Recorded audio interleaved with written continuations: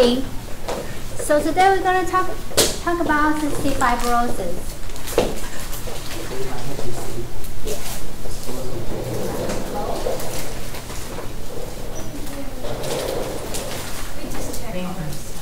Oh, we'll talk about that later.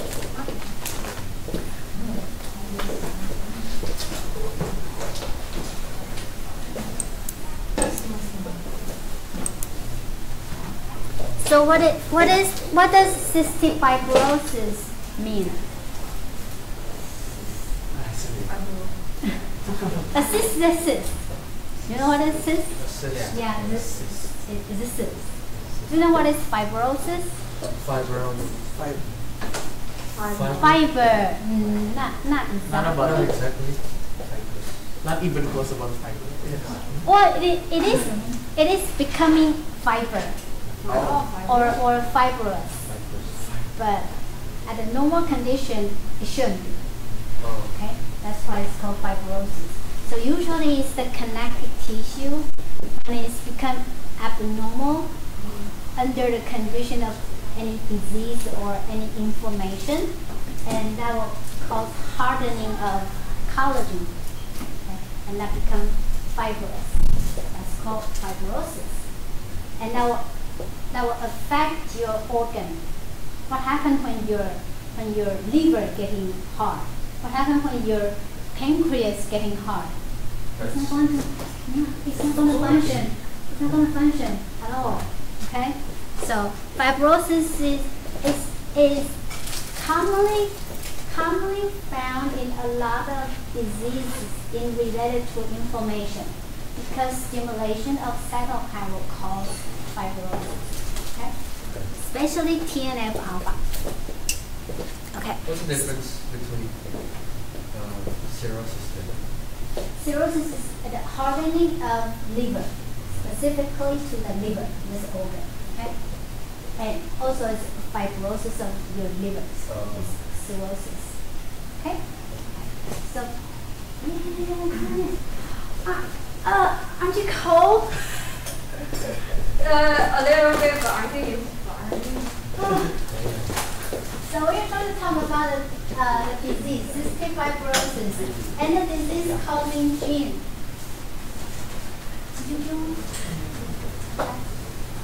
The gene that is responsible for the disease is called CFTR. So CF is cystic fibrosis. T is transmembrane, R is receptor. It's a receptor. Is that transmembrane? It's a receptor. So we'll start with clinical characteristics, and we'll learn about this gene, CFTR.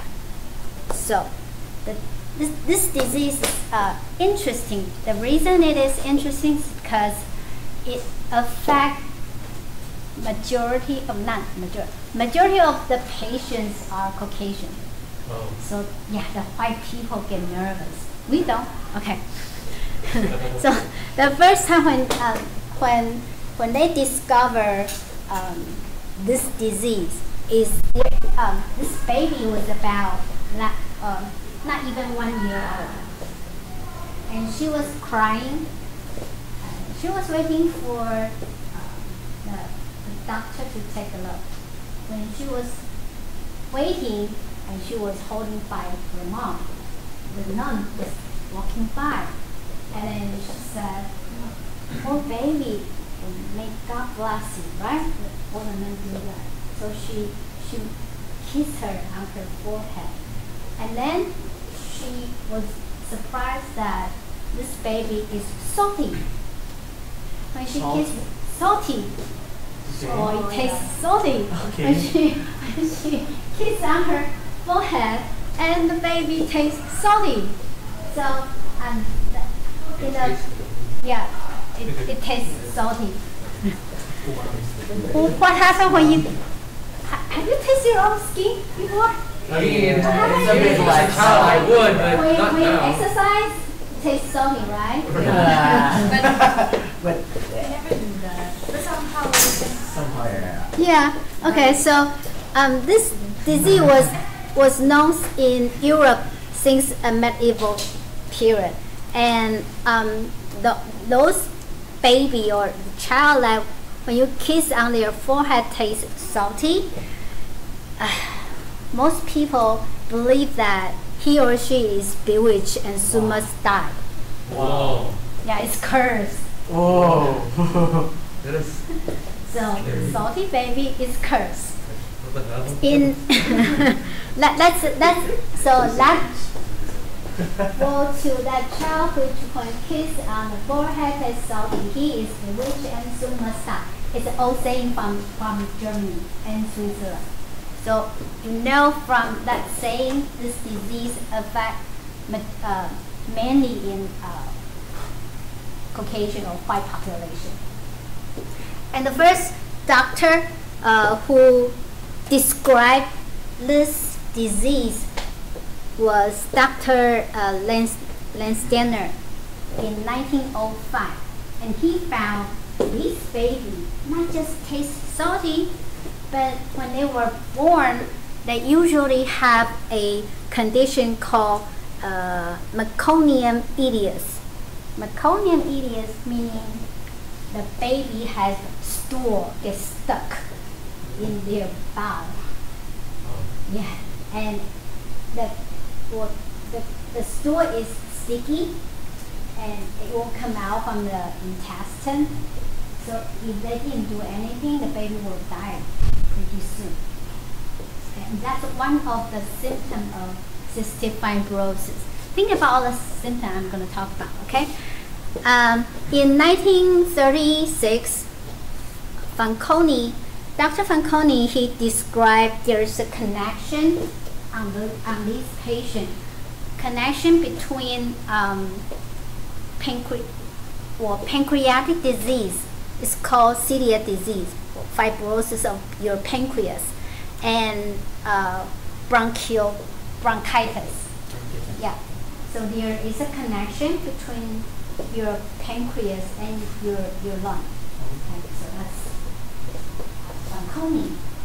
He discovered this on this patient on the top of your sticky stool. Okay. 1938, Dr. Anderson. He was the first person who published an article on cystic fibrosis. So he coined the disease name cystic fibrosis, a lung disease, and in relationship with pancreas. So Dr. Fanconi found there's a relationship between lung disease and pancreatic inflammation, and then Anderson published the paper. In 1952, Dr. St. Annas, he discovered that all these patients has abnormality in sweat electrolyte. So when they did sweat test, it's actually a skin patch that has 2 electrons and it can measure the conductor. Okay? And they found all these babies has abnormal sweat test. So what caused what are the major electrolytes in your sweat? What? Sodium and chloride and potassium, right? Yeah. So that's the 3 major ions they measure in the sweat test. So keep that in mind, okay? So the disease is called cystic fibrosis, and it is an inherited disease. Inherited meaning is this disease is coming from the baby's parents. They must having one bad gene or both parents may have this bad gene in order to have this baby that is affected badly. And there's a nickname for this cystic fibrosis called cystic fibrosis. Cystic fibrosis. That's the nickname for the disease. Yeah. And there's a patients organization. It was named after this event happened. Cystic fibrosis is when this baby, the patient is a baby, and he was like 2 or 3 years old, and his mom was like talking to another patient's parents, and in a conversation, this little boy, he heard his mom saying that the disease called cystic fibrosis, and he couldn't pronounce it. Cystic fibrosis. So that become the nickname for the disease, cystic fibrosis, and become the symbol. The rose is the symbol for the patient's group. Yeah. So cystic fibrosis is the most common lethal inherited disease. It's lethal. Okay. So there, depending on where is the mutation, and the one that occur frequently in the Caucasian are the lethal one. And I'll show you where the gene on the protein that has the lesion. And this is an autosomal recessive disease. Do you know what is autosomal recessive? Autosomal meaning The one that inherits it's the sex. where is the gene? Where is the disease gene? It's It could be anywhere except for a sex chromosome. Okay? Okay? Anywhere except sex chromosome. Recessive, what's the other one? Dominant. Okay? So the recessive meaning you need to have 2 paired genes in order to have this phenotype. The phenotype is the disease. Okay? So the incidence in Caucasian population, the disease incidence is 1 in 2,500. The carrier frequency is 4%. What does this mean? So if this is autosomal recessive, the pattern, okay? That's the normal one, and that's the affected. That's the patient, and these two we call them carrier. So each person gets 1 chromosome from the parent, right? So if you are carrier, you are these 2. So the number of the individual is twice more than the healthy one and the patient, right? So the incidence is 1 in 2,500, meaning that for every 2,500 delivery, there's 1 baby that has this disease. So is this a rare disease, or is this a very common? It's kind of rare. Yeah, kind of. Not really rare. Do you know what is the main inherited disease in Taiwan? Hemophilia, no, but very close. What? Sickle cell anemia. We don't have sickle cell, but very close. Even closer. Even closer. Well, sickle cell anemia mainly affect black population. So we have beta thalassemia. Beta thalassemia, yeah. Sickle cell thalassemia is also one type of the thalassemia. Okay? And beta thalassemia is not as severe as alpha thalassemia or sickle cell anemia. Okay? Do you know what is the carrier rate or carrier frequency in Taiwan for this beta thalassemia? Does it reach 10%? Huh? Did it reach 10%? Yes. Ooh. Wait, so should I guess higher? Higher. Ooh. 20? Higher. Higher. Ooh. 40? No. Everyone is. 40. Everyone's got disease. 40. Well, it's pretty high. It's about 25%. Oh, okay. That's the one. That is, 40 that's still high. 1/4 of the population carry this bad gene. Okay, so That's 25 is high also. it's pretty High as well. That's rare. At 25 is high. Okay, so how do you make a calculation? So you have all these, right?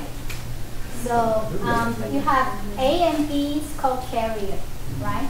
But the carrier has twice more chromosome than the others, right? So you have one from the parent, one from the mom. This is called the carrier rate. And that's 0.04. And the instance for the disease is 1/2500. I mean, if this one is disease, so I mean my B squared is this, right? Right? So you can calculate. Like, so B is 50, 1/50, and then so your AB is 0.02, and your B simply just math, right? B is your A is 0.02 divided by 1/50. That's the same. It's 1. Yeah. Since this is a statistic calculation, well, the real number should be something like 0.9999, something like that. Okay? So that's a rare disease. That's how you do the genetic calculation. Some people will use this as a model. You can use mathematical to generate a model to predict your the disease incidence or your carrier rate. Okay, and you can also predict. Well, nothing to do with this signal transduction pathway using the model. That's the power of math. Like kiwi size brain tumor called. Yeah, you can do that, but a lot of, well, not a lot, like I know there are a couple faculty in math department, they do that. They do the modeling and they do calculate the disease pathway. Something like this. Okay, so this is the gene of this, the gene that causes cystic fibrosis is called CFTR. This is a single gene disease, meaning one little tiny mutation happens on this gene that causes disease. So it is cancer a single gene disease? No. You need multiple mutations, remember, in order to get cancer. So cancer is a multiple gene disease, and this is a single gene disease. So it's a cystic fibrosis transmembrane conductance regulator, not receptor, sorry. So this is a chromosome 7, and the gene is located on 7q, right here, 7q31.2.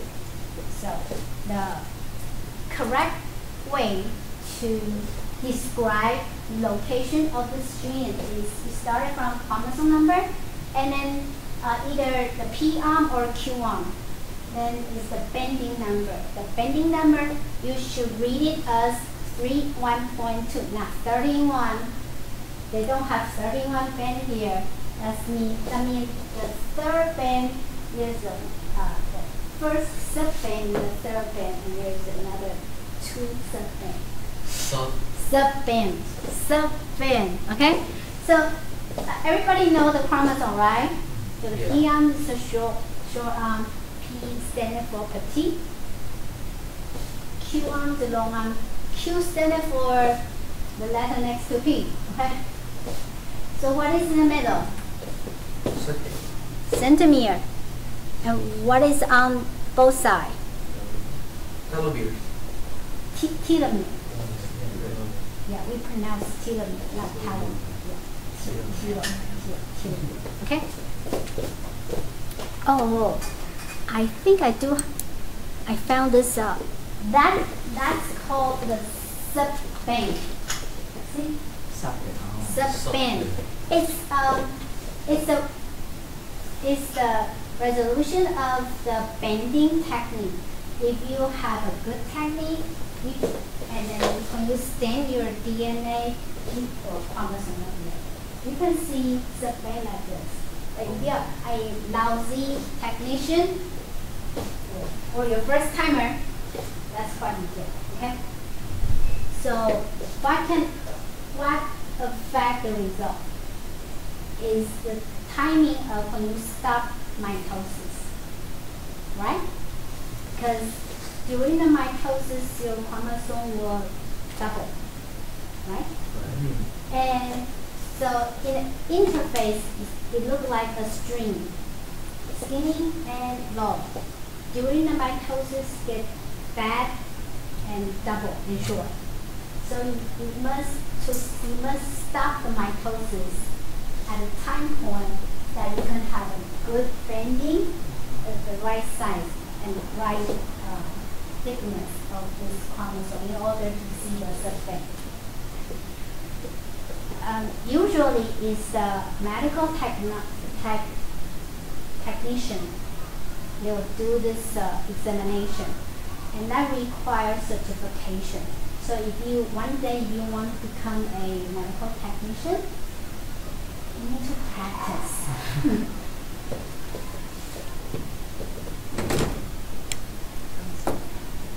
Do you have medical technician in your country?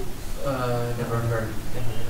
Never heard. But who did all the examination in the hospital? I don't know.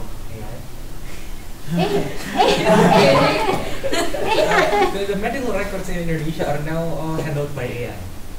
Really? Really? Or so they say. Or so they say. Some people must take that test too. I thought they're normal because. But in the machine, who did that? Oh yeah, okay. Technician, right? It's technician. Think of it. But we But are they never. certified? Maybe. In this country, you need to be certified.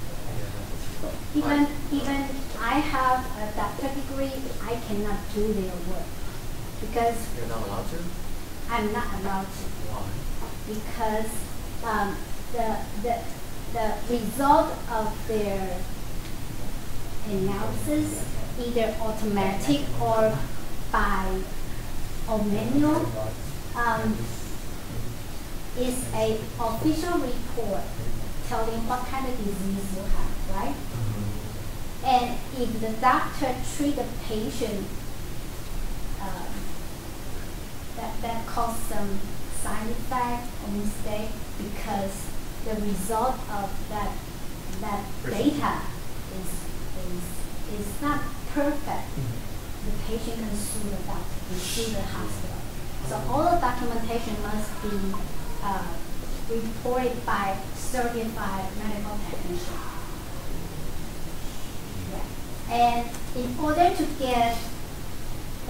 get a board exam for a medical technician, you need to study in that particular department. Because all the courses, right? All the courses are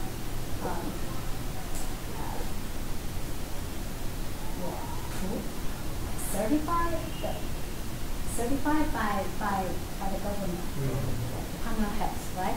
Yeah. You need to study all those courses in order to take the board exam and become a medical technician. Do they get a lot of money? Exactly. No, Really? not really. Not really. And it's really it's a really hard job because you need to be there sometimes during the midnight because there are some emergency cases. You need to be there. Wow.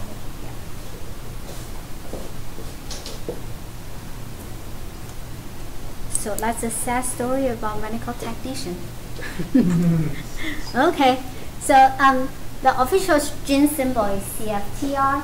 The name of the gene product is a protein. cystic fibrosis transmembrane conductance regulator. And the locus is the location of the gene is on 7q31.2. The gene structure is about 250,000 base pair long and has 27 exons. That is about it's a little bit longer and bigger than average gene. Okay.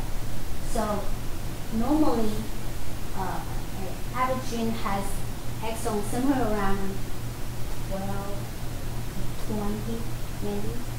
27 is a little bigger. Which protein has most exons? Which protein?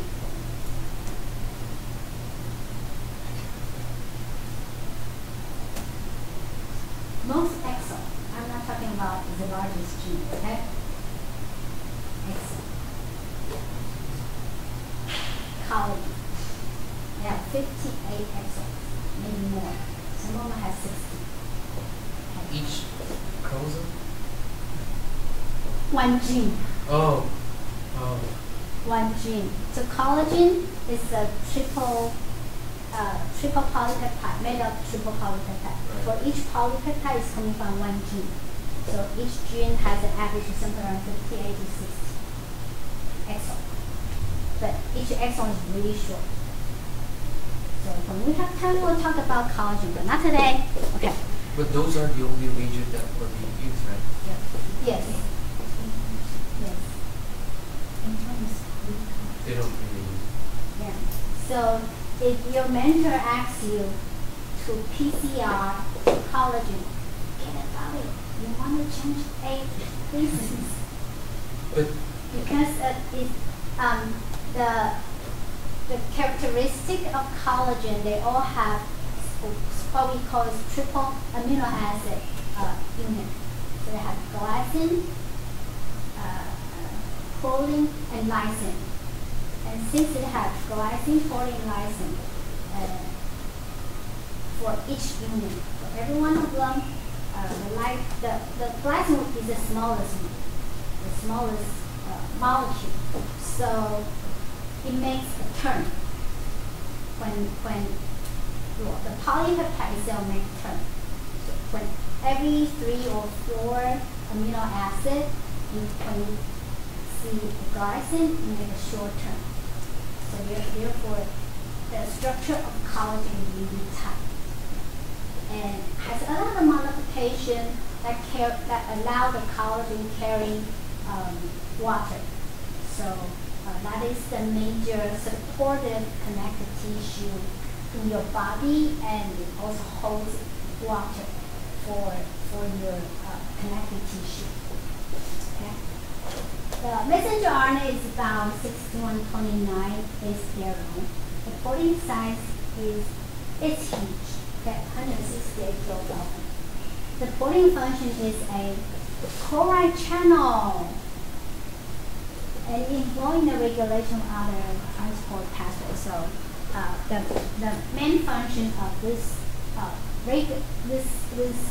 conductance regulator is a chloride channel. Okay. So that's the cystic fibrosis instance in different ethnic groups. In Africa, American is about 1/15,000, and then Asian American is even less. And Native American, only few cases. Hispanic in California, well, I don't know why. Yeah, it's kind of high. And Danish and about 1 in 4,500. In Asian, only few cases. In Taiwan,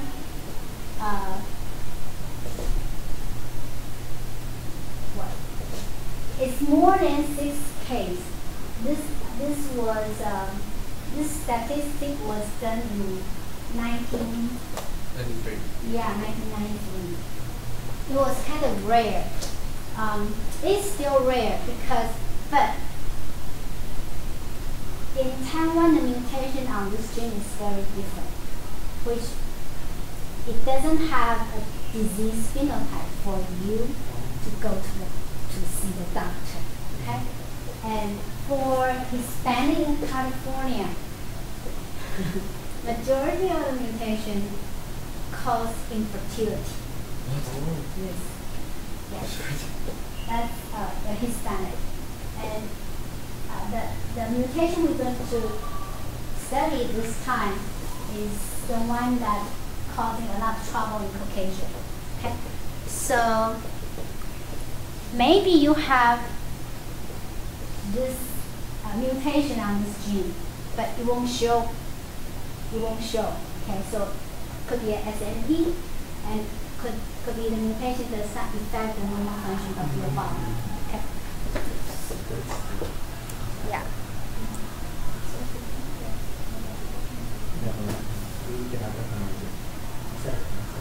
So this is the structure of this protein. It has 5 major domains. We have two transmembrane regions and 2 ATP binding nucleotide binding domains. ATP binding domain, and then you have a regulatory domain right here. So you have 5 major domains. So you all know about the ATP binding domain, right? So ATP hydrolysis will cause changing of the structure that decide whether the channel will allow chloride to get out or stay in the cell, right? This regulatory domain is sitting in the middle of this regulatory domain, meaning or these 2 ATP binding domains. So if the regulatory domain is right here, no chloride ion can get out. If the nucleotide binding domain get altered, then the regulatory domain could shift. That will allow your chloride ion goes out of the cell. So this is a chloride ion channel, and mainly is kind of exclude the chloride ion outside of this cell. So this is a. Why aren't you moving? Oh. And the phosphate Yes. appears out of nowhere. Well, there is a PKC phosphorylation on the regulatory domain. Yeah. Here, you can see over there. And that will allow the ATP binds to the nucleotide binding domain, and the regulatory phosphorylated regulatory domain will shift. Well, it's not hanging around there. It's kind of shifting out, and that allows your chloride to get outside of the cell. So when chloride leaves the cell, the water will goes out too. Okay, normally this is a normal situation, and so the water, if you have water, the apical region of the cell will keep the surface of the cell moist. So that's very important for your respiratory system, right? Otherwise, you're going to cough all the time because it's too dry. So in the function of CFTR is a chloride ion and bicarbonate secretion channel. So it's not just a chloride ion, it also pumps out bicarbonate. And at the same time you have water goes out, you absorb the sodium ion and water goes out because secretion. So what happens if this doesn't work?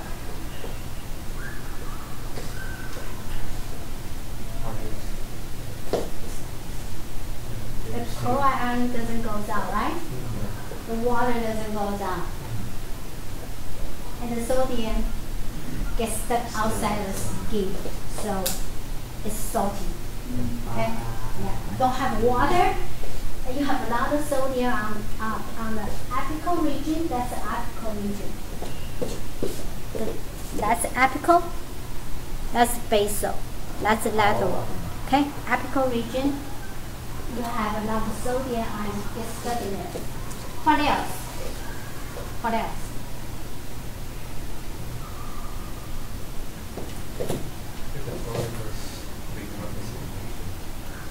The chloride gets stuck in there. And also, bicarbonate gets stuck in there. So what happens on your skin? Or or that's this one. I'm talking about this one. So if the bicarbonate doesn't get out of cell, what happens? Something, what does bicarbonate has to do? pH. Ah. So what happens? Acidic, right? Look at acidic. So these are, it's important for you to know that how you translate the normal function into disease condition. And that those are the symptom or something you can try to detect clinically. Okay? So in that case, I would say I'll check out the moisture level on the skin. I'll check the sodium ions concentration on the skin. I'll also check the pH of the skin, right? Okay, so there are more than 1,000 mutations that was described. This is a huge protein. So the chance it gets mutation is higher than the regular protein. It's more than 1,000 mutations described, and delta F508 is responsible for 70% of all patients. Delta 508. I mean, number 5, the 508 amino acid, and there is a deletion of phenylalanine. Okay. And certain mutations occur more frequently in particular ethnic group. Commercially available genetic tests are available for screening 31 most common mutations. 31 most common mutation in Caucasian, not in Asian. Okay, I will tell you about this story. We try to use this commercial available genetic test to screen one of our patients, and it comes back. It doesn't have any of those 31 mutations, so it has something else. So the mutation of 508 deletion is on one of the nucleotide binding domain. Okay, one of the ATP binding domain, and that will mutation of 508 will cause the regulatory protein get stuck right here, and it kind of blocking the chloride ion goes in and out. So what else could be wrong with CFTR? What else? If you have a mutation in here, that is resulting of not functioning of this binding domain, and the regulatory domain gets stuck right here.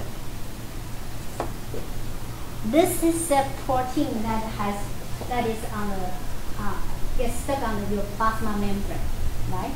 If the mutation doesn't have to be on the CFTR gene, okay? Doesn't have to be. If something wrong with your secretory pathway, and this protein does not get delivered to your plasma membrane, do you have this CFTR protein on your plasma membrane? No, right? So you could get a normal CFTR, but enable gets secreted on your plasma membrane. Okay, so that's something else you should consider in whenever you are studying all these genetic diseases.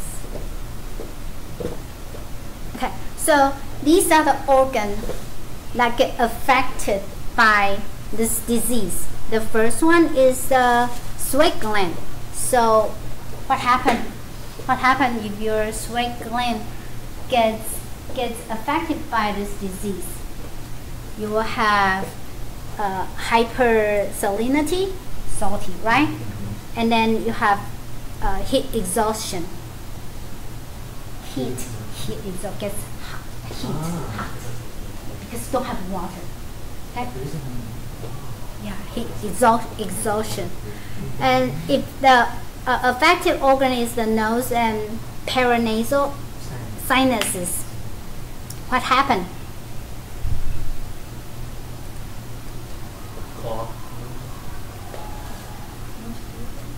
Nose bleed. I don't think so. No. Sinus is like It's like a flu, but the facial fluids are. So maybe you will get infection easily. Yeah, infection easily. Yeah, you get infection. Yeah, sinuses. If you don't have mucosa or mucus layer, and if your membrane is fragile, it's kind of too dry, gets infection easily. Is it like No. No. Have to be, but That could be a different story. Okay? The third one is the airway. So usually, it's your respiratory system gets your bronchiolar, smaller branches of your bronchus that get obstruction. And that will also get infection very easily, just like your sinus. Okay? And the liver and biliary tract. Liver and biliary tract. Normally, you will have portal hypertension and the biliary cirrhosis because hardening of all those biliary duct and cause the tension of this organ, so you will have high pressure in your liver and biliary tract. Your stomach, what happened to your stomach?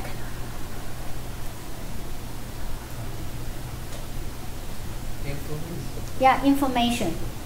It gets inflammation easily. You get stomatitis. Yeah. Same as your esophagus. Okay. The third one is the stomach and pancreas. Pancreatitis. One of the doctor who discovered there's a pancreatic disease with bronchitis. Okay, so also all your GI tract mainly have inflammation. The inflammation is caused by irritation, could be lack of water, could be the salty condition, could be gets infection, and could because of a lot of instances that due to lacking of water and salty environment.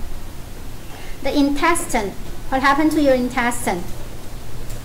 You get meconium ileus. Remember your sticky stool in a baby, okay? And you have distal intestinal obstruction, hardening of passing your stool. Okay. Because you don't have water, so everything gets stuck. Or your waste gets stuck in your intestine. Yeah. So the last one is vas deferens. That's what causes infertility, and because you get obstructive of your azoospermia. Okay, azoospermia meaning if your vas deferens gets stuck, the sperm will come out. And clinically, during the sperm examination, if the medical technician cannot find any of the sperm in your urine, and they will call this azoospermia.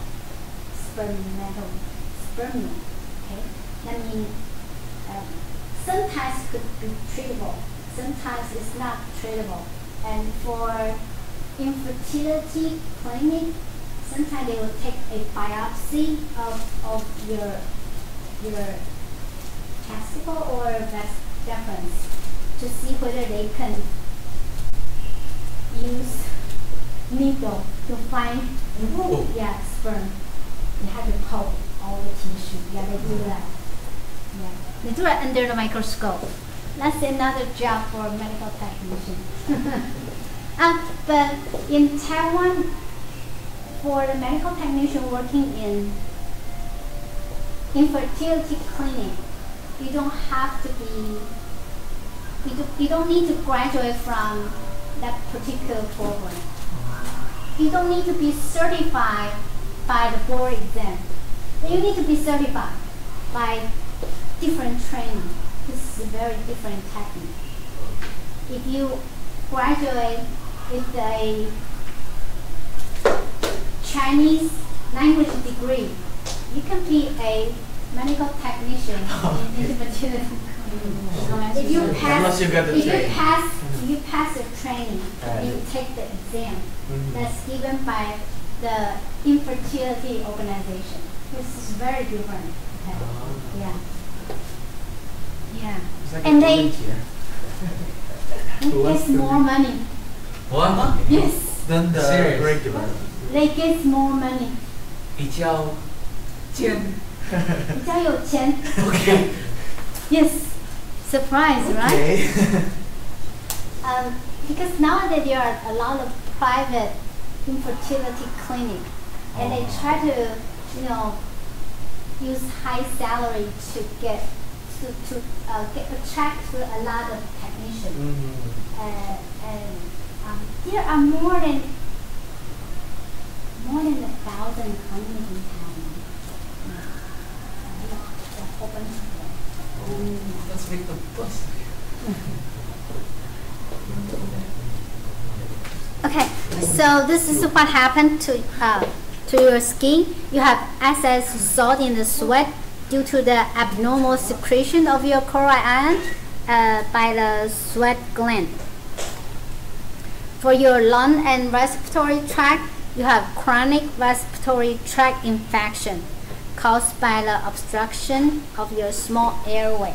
Smaller airway is easier to get stuck, or especially when it gets really dry, it gets collapsed. Okay, and this occurs because the cilia cannot move the mucus to the throat, and that leads to the colonization by bacteria, which eventually become resistant to commonly used antibiotics. So there are a whole bunch of things going on in here, just because the environment is not good for your health. Okay. So that's what happened to your lung. The biopsy on the left is the normal one. The biopsy on the right hand side is the lung, the tissue from cystic fibrosis patient. This is your bronchus. On the right hand side, you don't see any airway at all. Yeah. Yes, it can collapse. You get inflammation. This is inflammation. Okay. So and the whole thing is get shrink. It shrinks. Yeah, it shrink. You don't see all this definition of your small airway. You see some of them here. Small airway. Okay. Yeah. This is all these pus infection, bacterial infection, pus. So this is a H&E staining of your lung tissue.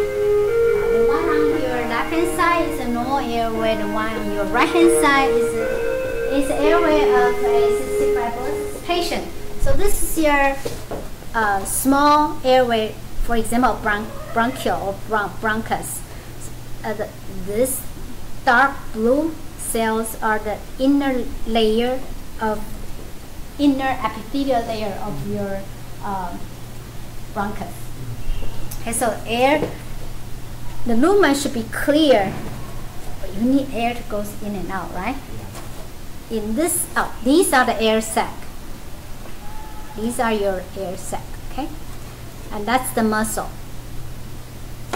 that, you know, whenever you breathe, you need to constrict and relax of your airway. On the right hand side, for the patient who has cystic fibrosis, this is your inner layer of your bronchus. Oh, sorry. So this purple things in the middle, those are not water. Okay, the water should not stand for purple. Oh. Those are could be bacteria or some kind of infection. You couldn't tell. Something gets stuck in there. For pancreas, you have malabsorption and caused by blockage of the pancreatic duct, preventing releasing of enzyme made by the pancreas. And it has a specific name in medical terminology. It's called pancreatic insufficiency. And that's a normal pancreas, your lobular duct. And that's the pancreas from the patient. Does not have the similar morphology of the pancreas. Okay, what are these? What are these? Yes, it's fat. Adipose? Why you have fat there? Yes, why? To store. No, this is patient. We're talking about Oh, it's the patient. patient. And it's not here. Why? Why the patient has the fat?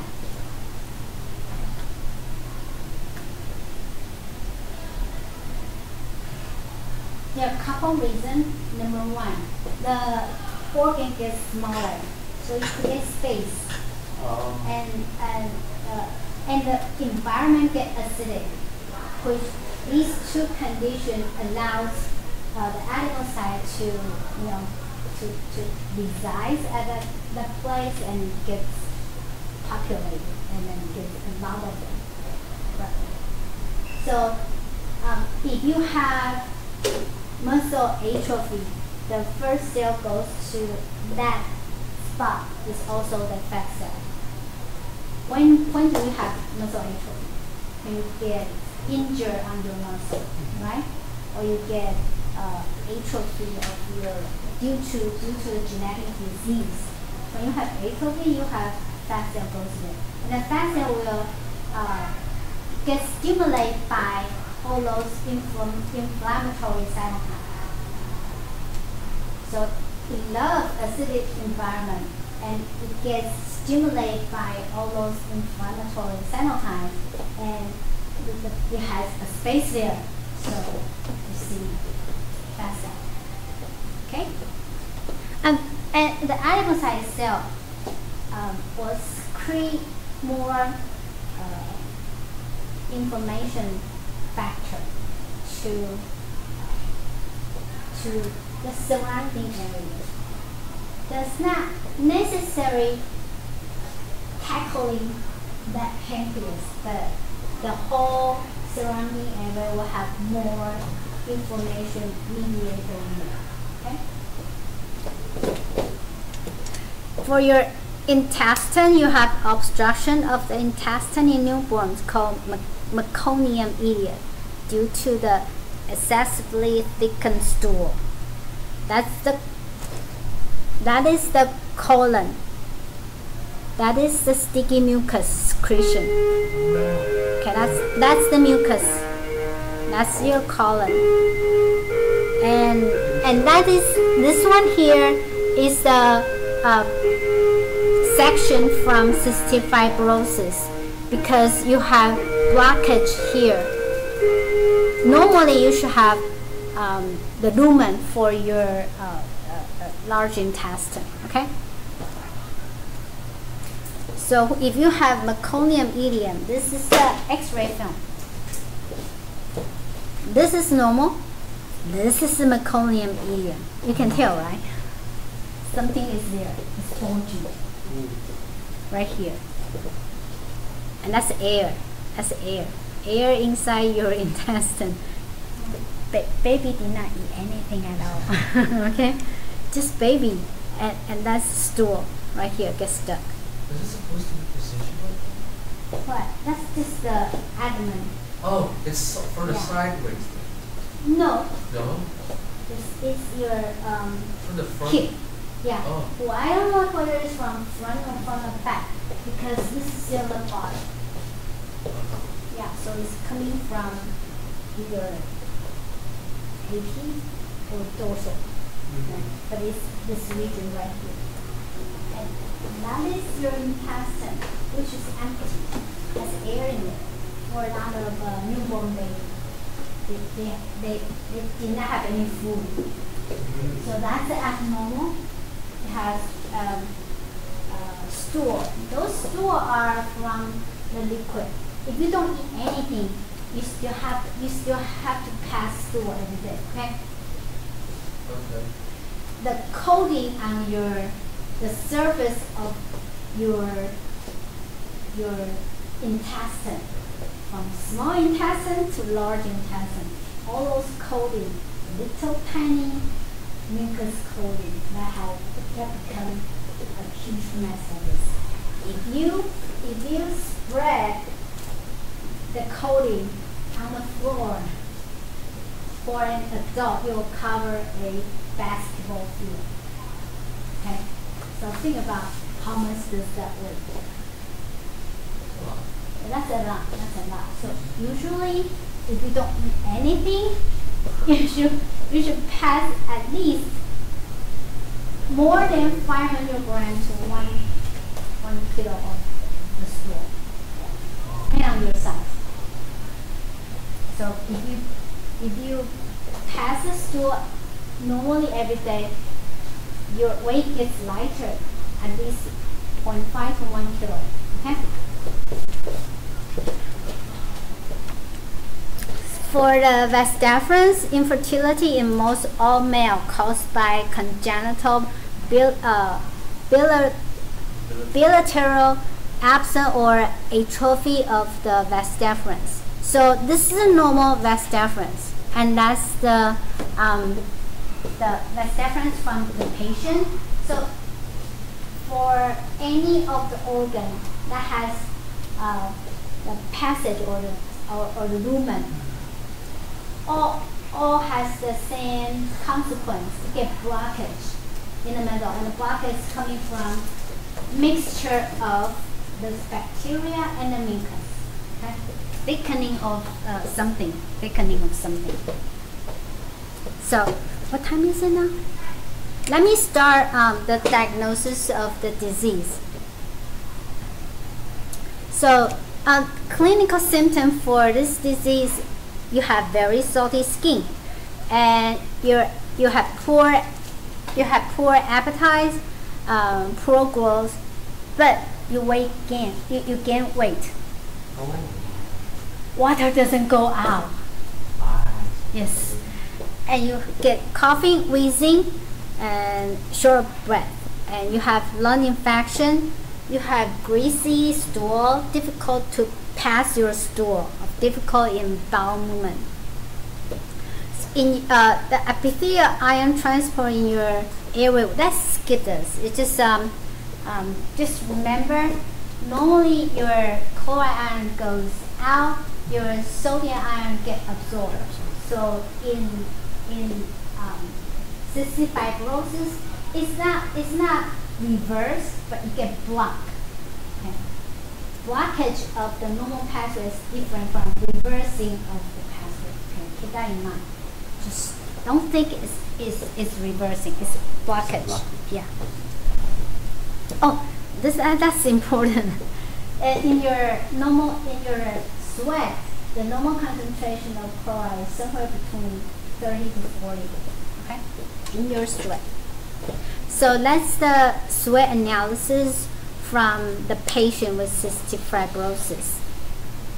That's a patient without, it's also a patient, not healthy person, okay? But the patient does not have cystic fibrosis. And that's the conductivity test. Well, let's just skip it. The sweat test is the most commonly used in cystic fibrosis, and it was described in 1950 by Gibson and Cook, is actually measuring the amount of salt in your sweat. Okay, and it's a skin patch. The skin patch has chemical that will stimulate your sweat gland to sweat, force sweating under electrode pad, and then you can measure the saline. That's the sweat test, and that's the machine. It's easy and it's cheap. So yeah, it usually takes like at least 30 minutes. Nowadays 30 minutes will do because the equipment is more accurate. Okay, this is the data from, or this is the picture from 1995 or 1999, I don't remember. And during that time, the sweat test usually takes 45 to 1 hour. So a positive sweat chloride will have higher than normal, like 60 to 165, and the sodium is 80. The normal sodium is 60. Normal chloride is 30 to 40. Remember, as the sodium ion in your sweat in the normal situation is lower than that one, because it's the chloride ion get blocked. The sodium cannot get absorbed inside. Has nothing to do, the sodium absorption has nothing to do with whether it gets squeezed out or not.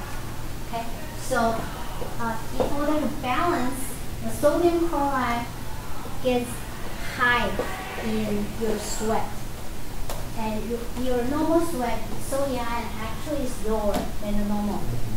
But it's the blockage of the chloride ion actually causes abnormal of the absorption now. So you would think this could be higher. This should be higher, right? But it's not.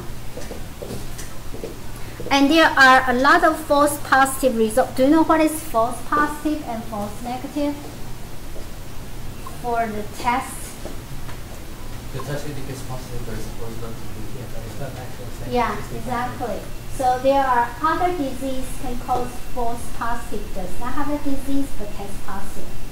And false negative does have a disease that did not get screened or did not get tested. Okay?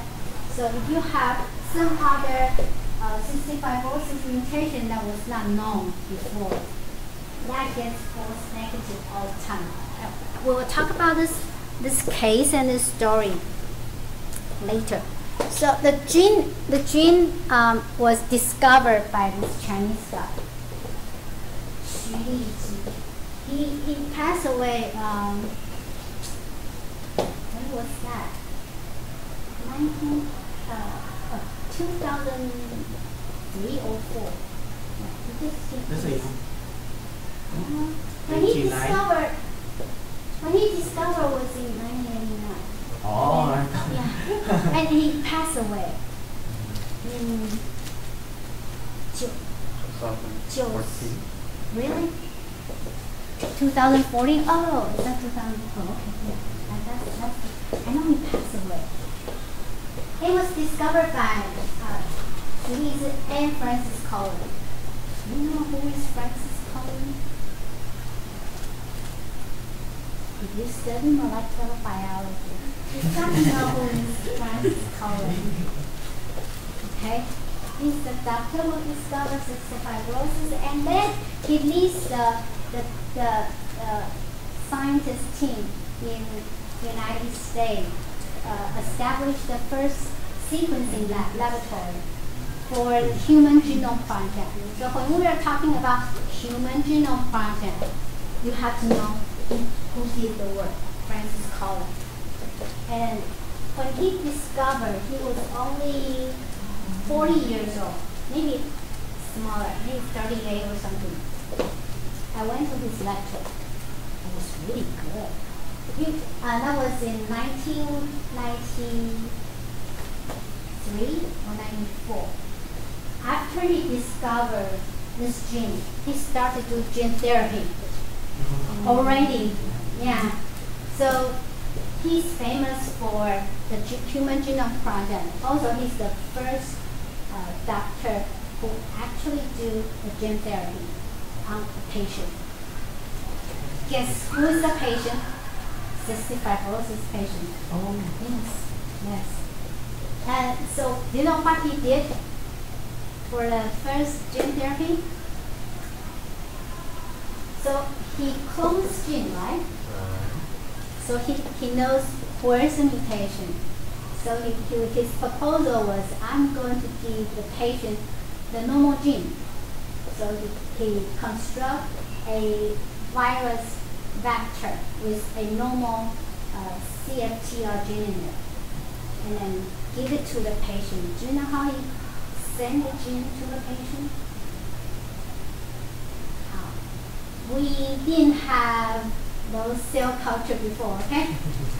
No cell therapy before. What does virus vector can infect human cell easily? So he generate all these viral particles and spread from into your nasal area. Yes, and get infected easily, and they get replaced, and it worked. Yes, it worked. The patient gets better immediately.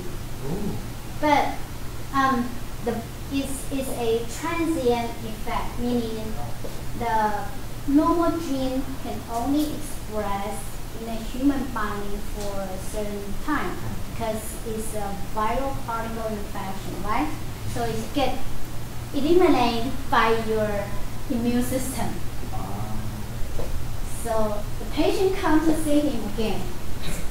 He gave the patient the second spread through the nose. This time it failed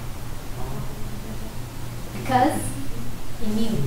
Yes, because of the immune system. So the difficulty of using virus particle for deliver all the DNA or expression protein is the immune system. Yeah, our immune system is trained to identify all those viral particles and identify what is not belong to you. Okay, so that's the story of. Unless she is, I have his picture. Unless that's Francis Collin, yeah, and he's he was the director for NIH from 2009 to 2021, and he also the director for NHGRI until 2008. He has a MD from North Carolina, PhD from Yale University. And what is, I think it's Singapore. Singapore, yeah. Singapore has a Sendra Center. Do you know what is Sendra Center in Singapore? Oh, what? Sendra. Yeah, that's the largest government-owned institute for advanced biotechnology research. And they asked him to be a director. I don't remember when was it. Sutama, just Sendra. Yeah.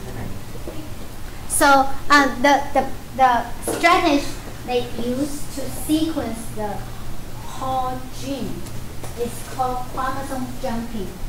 Do you know what is chromosome? Sequencing wasn't that easy before. Okay. Sequencing in the first PCR machine was available in 1990, the first PCR machine. And he discovered the gene in 1989, way before the PCR machine. So before PCR machine, all the DNA sequence must be done in single-strand DNA, correct? Who can generate single-strand DNA without PCR?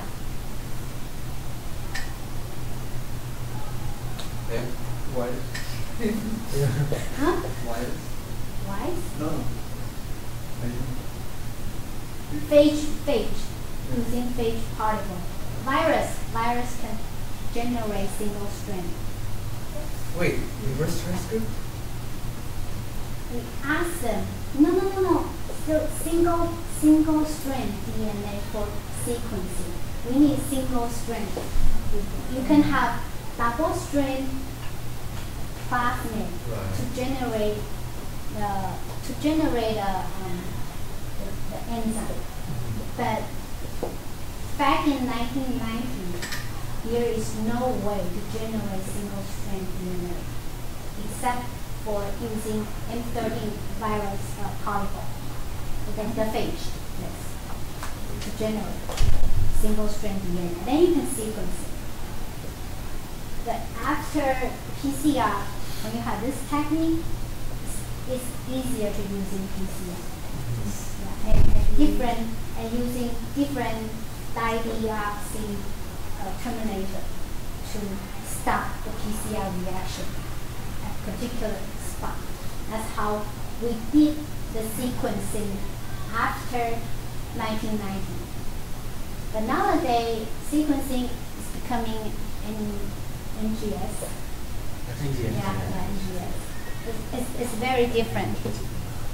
So before chromosome walking, is he digests the chromosome in smaller pieces and then ligate to make it like a circle.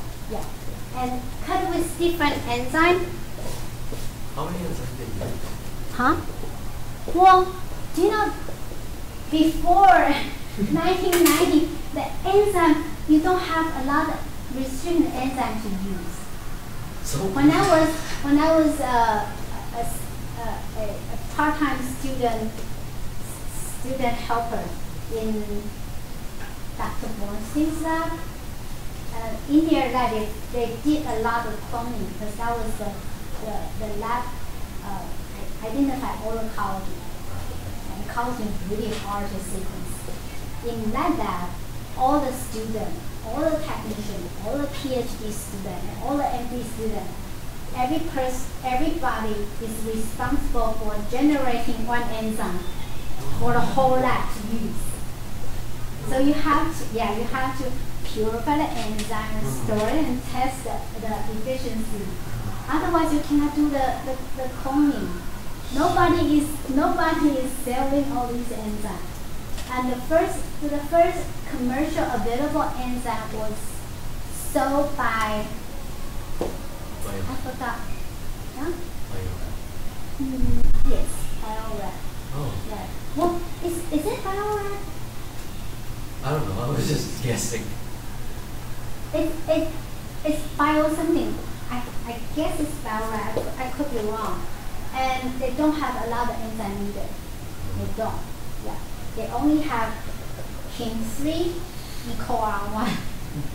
That's typical, right? And what? That's the most generic enzyme restriction Yes. used. Yeah, But EcoR1 is the only- first one. And they don't have a lot. For Dr. Bornstein, because they did a lot of sequencing and it needs a lot of different restriction enzymes. So everyone is responsible to purify for it. Everyone. Yeah. Well, he died anyway. Okay.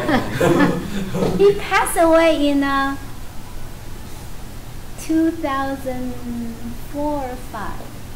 Yeah. If you look through the biochemistry textbook, Zubei, he wrote a lot of chapter in collagen related text and stuff. So for all those collagen when we were talking about is sequenced and identified in his laboratory, and he isolated all those collagen from chicken. Yeah, because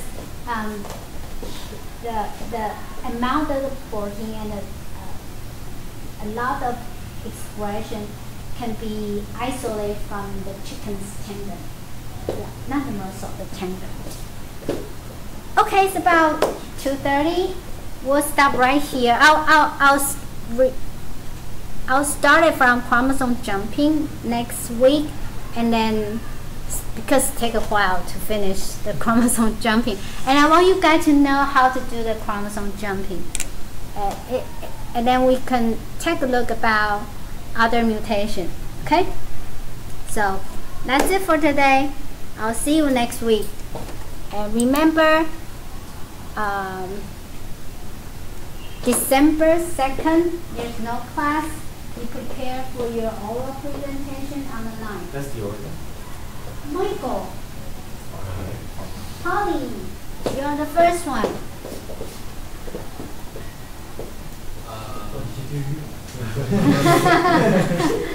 He doesn't remember. It's about